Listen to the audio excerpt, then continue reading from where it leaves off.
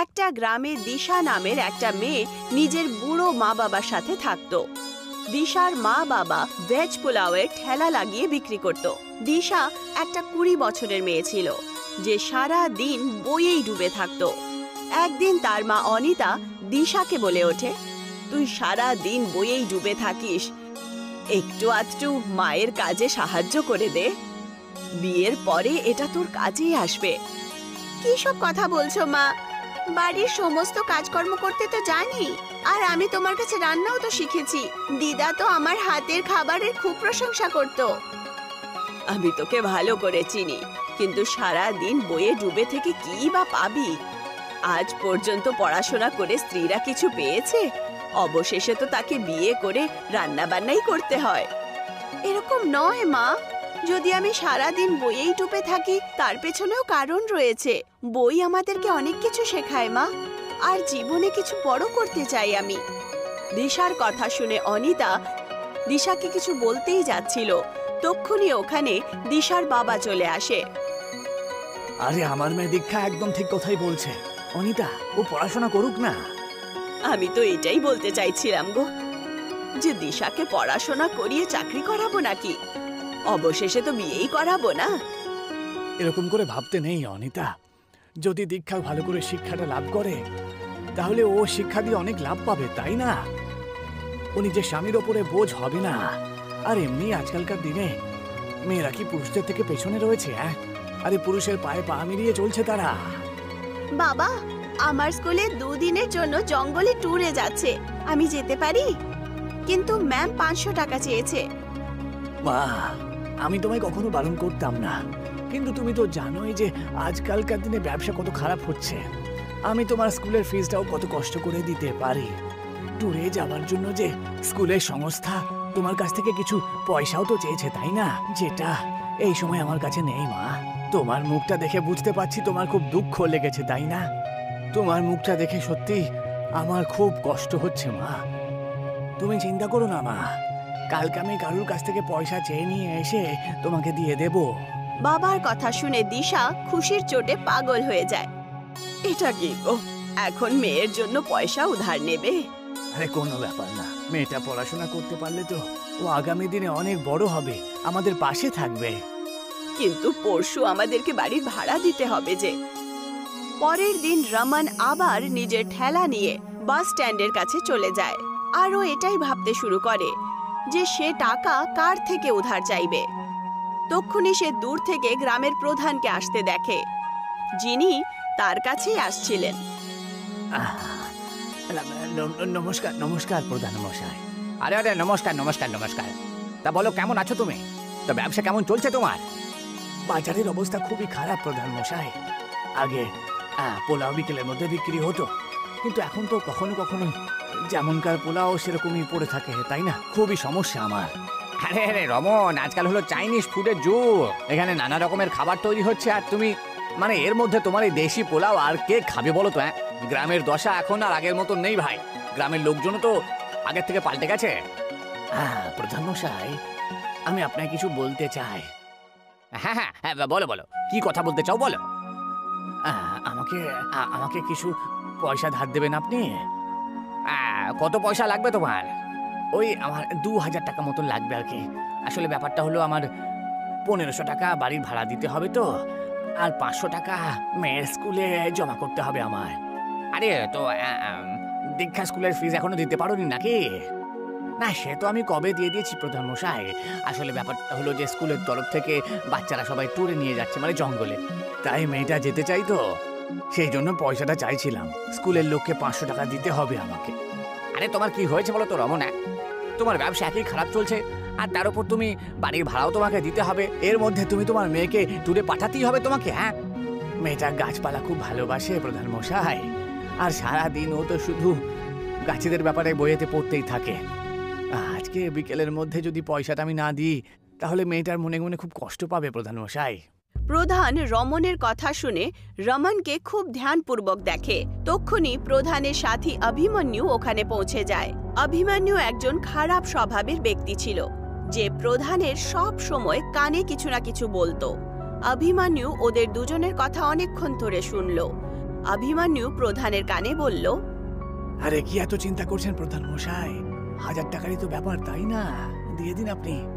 আর এমনিতেই ও ঠেলা গাড়িটা 10,000 টাকা দাম হবে, তাই না? এই সময় ওর ব্যবসা একেবারেই ভালো চলছে না। ও আপনার পয়সা ফেরত দিতে পারবে না। পয়সার বদলে ওর ঠেলা গাড়িটা আপনি নিয়ে নেবেন। পুরো 8,000 টাকার লাভ হবে আপনার, তাই না? অভিমন্যুর কথা প্রধানের মাথায় বসে যায়। তা তুমি এই পয়সা কবে ফেরত দেবে আমাকে? হ্যাঁ প্রধান মশাই, মাত্র আমাকে 2 মাস সময় দিন, তাহলে দিয়ে দেবো। তার আগে আমি কত পয়সা আপনার কাছ থেকে নিয়েছি, তাই না? কিন্তু সব সময় পয়সা তো ফেরত দিয়েছি। আরে সেই সময়ের ব্যাপারটা একেবারেই আলাদা ছিল, কিন্তু এই সময়ের ব্যাপারটা একেবারেই আলাদা। আমি ঠিক বুঝলাম না প্রধান মশাই। আরে দেখো রমন, আজকালকার ব্যবসা তো সবারই খারাপ চলছে, তাই না? আমারও ব্যবসা খুবই খারাপ চলছে, তো সেই জন্য পয়সা আমার তাড়াতাড়ি লাগবে। আর একটা 2 নম্বর কথা, পয়সা তো দিয়ে দেবো, কিন্তু কিছু জিনিস তোমাকে বন্ধক রাখতে হবে আমার কাছে। প্রধানের কথা শুনে রমন খুব অবাক হয়ে যায়। রমন জানতো যে প্রধান ভেতর থেকে তো ভালো স্বভাবের লোক। রমন বুঝতে পারল যে কিছুক্ষণ আগেই প্রধানের কানে অভিমন্যু কিছু না কিছু বলেছে, কিন্তু রমন খুব বাধ্য ছিল, কারণ প্রধান ছাড়া গ্রামে আর কেউ ছিল না যে 2000 টাকা রমনকে দিতে পারে। আমার কাছে আর কি আছে বলুন তো প্রধান মশাই?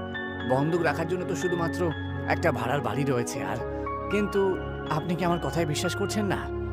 আরে ভরসা করার যুগ এখন চলে গেছে। তোমার এই ঠেলা গাড়ি তুমি রেখে দাও না। তোমার 1 মাসের মধ্যে যদি পয়সা আমাকে না দিতে পারো, তাহলে আমি তোমার এই ঠেলা গাড়িটা কবজা করে নেবো। হ্যাঁ, আর সেই নিয়ে কিন্তু তুমি কোনো কথা বলতে পারবে না। রমন গভীর চিন্তায় ডুবে যায় আর বলে, ঠিক আছে প্রধান মশাই, যেমনটা আপনি বলবেন। প্রধান হাসতে হাসতে ওখান থেকে চলে যান। বিকেল বেলা রমন 500 টাকা নিজের মেয়েকে দিয়ে দেয়। দিশা খুশির চোটে বাইরে চলে যায়, আর রমন সমস্ত কথা নিজের স্ত্রী অনিতাকে বলে দেয়। এটা কি করেছো তুমি? তুমি তো ভালো করে জানো যে ওরা ভালো স্বভাবের লোক নয়। প্রধান ভালো স্বভাবের আর দয়ালু ব্যক্তি।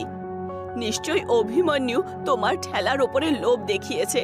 প্রধান তোমার ঠেলা নিয়ে কি করবে? উনি নিশ্চয়ই তোমার ঠেলাটা অভিমন্যুকে দিয়ে দেবে। তোমার কাছে যখন ঠেলাই থাকবে না, তখন তুমি কি করবে? ততদিনে কিছু না কিছু একটা ব্যবস্থা আমি করেই নেব। এমনিতেই বাড়ি ভাড়ার জন্য পয়সা তো আমাদেরকে দিতেই হবে। 1500 টাকা তো আমাকে এমনিতেই চাইতে হতো। পরের দিন দিশা জঙ্গলে ট্যুরে চলে যায়। দিশা জঙ্গলের ঘন গাছগুলোকে মন দিয়ে দেখছিল। তখনই তার চোখ পড়ে একটা বুড়ি মহিলার ওপর। আর ওই বুড়ি মহিলা কলা পাতার ভেতরে কিছু রান্না করছিল। কলার পাতার মধ্যে থেকে খুব সুগন্ধ আসছিল। দিশা নিজেকে আটকাতেই পারল না, আর ওই বুড়ি মহিলার কাছে চলে যায়। এটা কি মা? এটা কলার পাতার ভেতরে বানানো বিরিয়ানি সোনা। এটা কি করে সম্ভব হতে পারে? একদম সম্ভব হতে পারে সোনা। আমি এই রেসিপিটাকে জানি। তারপর দিশা সেই মহিলার চেহারাটাকে খুব গম্ভীরভাবে দেখে। আপনার চেহারার লাইনগুলোকে দেখে বুঝতে পারছি যে আপনি এই জঙ্গলে থাকেন না, আর এই রেসিপিটাও এই দেশের নয়। তুমি তো খুবই জ্ঞানী ব্যক্তি বাবু। তুমি কি করে বুঝতে পারলে এটা? আমি সারাদিন বই পড়তে থাকি। আমি কিছু নতুন শিখতে চাই। আমি তোমার থেকে খুব প্রভাবিত হয়ে গেছি। কি নাম তোমার? দিশা। দিশা, দিশা, তুমি একদম ঠিক বলেছ। আমি নিজের যুবক অবস্থাতেই অর্ধেক পৃথিবী ঘুরে নিয়েছি। আমার পরিবারের লোকেরা সবাই আমাকে ছেড়ে বিদেশে গিয়ে শিফট হয়েছে। সেই দিনের পর থেকে এই পৃথিবী থেকে আমার মন একেবারে সরে গেছে। এখন আমি জঙ্গলে একা থাকি। আপনি কি আমাকে এই রেসিপিটা শেখাবেন? যদি অন্য কেউ বলতো তাহলে আমি শেখাতাম না, কিন্তু তুমি খুবই জ্ঞানী ব্যক্তি। তোমার চোখের আলো বলছে যে তুমি নিশ্চয়ই এগিয়ে যাবে। আমি তোমাকে নিশ্চয়ই বানানো শেখাবো। বুড়ি মহিলা দিশাকে সমস্ত রেসিপি বলে। বিকেল বেলা দিশা বাড়িতে চলে যায়। সময় এইভাবেই কেটে যায়। রমনের কাজ একেবারে বন্ধ হয়, আর প্রধান অভিমন্যুর সাথে এসে রমনের ঠেলা নিয়ে চলে যায়। রমনের ব্যবসা একেবারে বন্ধ হয়ে যায়। তার ওপর বাড়ির ভাড়াও অনেক বেশি হয়ে গেছিল। কতবার তোমাকে বুঝিয়েছি কিন্তু তুমি বুঝতেই চাও না। কি দরকার ছিল মেয়েটাকে এত বেশি লেখাপড়া করানোর? এখন বলো, মেয়েকে লেখাপড়া করিয়ে কি পেলে? ওর স্কুলে যত টাকা খরচা করেছি তত টাকা যদি জমা করতাম তাহলে আমাদের কাজে আসতো আজ। আরে এতে এতে দীক্ষার কোনো দোষ নেই অনিতা। খুনি ওখানে দিশা এসে যায় আর বলে, বাবা, আমার কাছে একটা উপায় আছে। কিরকম উপায় সোনা? কিছু মাস আগে যখন আমি জঙ্গলে ট্যুরে গেছিলাম তখন ওখানে একজন বুড়ি মহিলার কাছে আমি একটা বিরিয়ানির রেসিপি শিখেছি। আমার মনে হয় যদি সেই বিরিয়ানি আমরা আমাদের গ্রামের লোকেদের বিক্রি করি তাহলে অনেক লাভ হবে। কিরকম কথা বলছিস তুই? কি বলতে চাইছিস? যে তোর বাবা পোলাও বানাতো? অনিতা, আমার মনে হয় দীক্ষা একদম ঠিক কথাই বলছে। প্রধানমশাই তো এই কথাটাই বলছিল যে এখনকার দিনে ভারতবর্ষে নতুন নতুন খাবার চলে এসেছে, তাই না? যতদিন না আমরা নতুন কিছু করব ততদিন এইভাবে আমরা পিছিয়ে পড়বো, তাই না? কিন্তু সমস্যা এটা হলো যে মেয়ের কথাটা যদি মেনেও নেই তাহলে তুমি এই বিরিয়ানি বিক্রি করবে কোথায়? ঠেলা তো অভিমন্যু নিয়ে গেছে। তুমি তার চিন্তা করো না মা। আমি নিজের বাড়ির আর্থিক স্থিতির ব্যাপারে টিচারের সাথে কথা বলেছি। ওনার কাছে একটা খালি দোকান আছে।